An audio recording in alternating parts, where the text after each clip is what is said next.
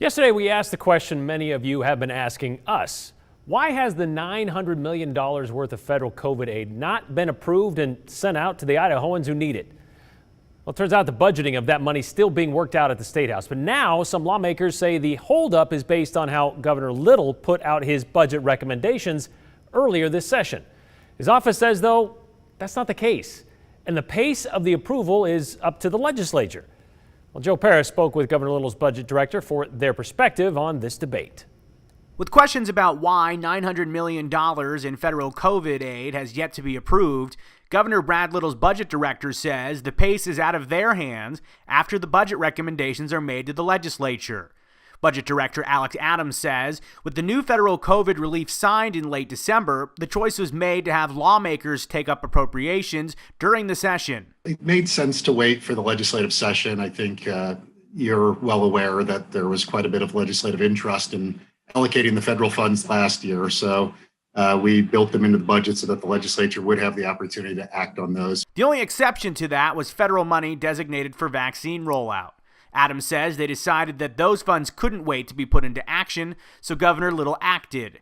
Adams says after the governor's recommendations, again, it's up to the legislature. The schedule and the pace is determined by the legislature, and I use the example of first week of session, they prioritized 3 supplementals for the legislature, legislative legal defense, staffing for the legislature, and closed captioning of this legislative session. In terms of the pace of approval, Majority Caucus Leader Megan Blanksma tells me they are going according to what Governor Little recommended and that there was no recommendation to expedite supplemental budget items.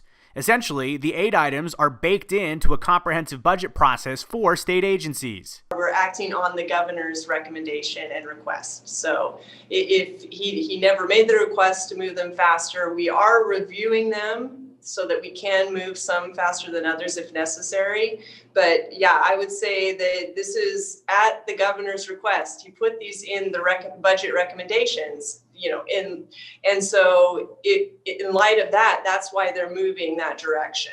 Adams says speed of the process is up to the legislature. One example, at the end of last legislative session, as COVID started materializing, we were able to fast track an appropriation. I think we got out of JFAC into the governor's desk within a matter of days, maybe three days. So there are mechanisms to move things quickly. When there's a will, there's a way. It's all action based upon the recommendation by the governor.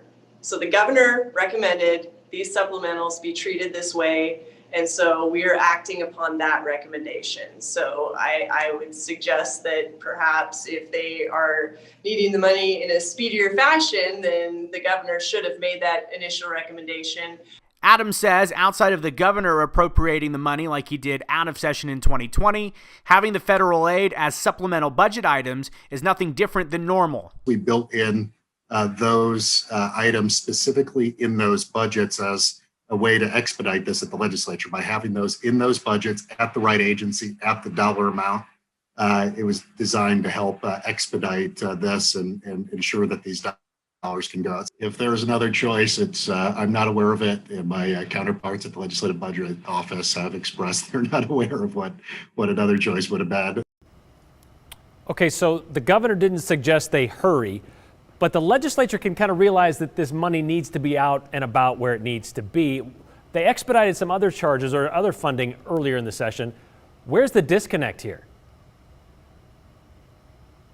Well, this is a very comprehensive process, Brian, and it kind of is a little bit of they say back and forth. The problem here is that these JFAC budget procedures are very complicated. For example, if you do have a relief item inside of a state budget, you got to go through the entire state budget, and you can't just pick out one piece here and one piece there. So the whole thing kind of is almost a perfect storm matter. But what I know for sure, Brian, is what I'm seeing from Idahoans, money like that $175 million for rental assistance, that's needed now. So it's kind of watch and see to see what happens come out of the State House. But there are Idahoans in need. And Brian, there's Idahoans that say they wanted to have paid their rent on February 1st, and they're still waiting for aid. Yeah, maybe they could have done that one a little quicker than we're seeing right now.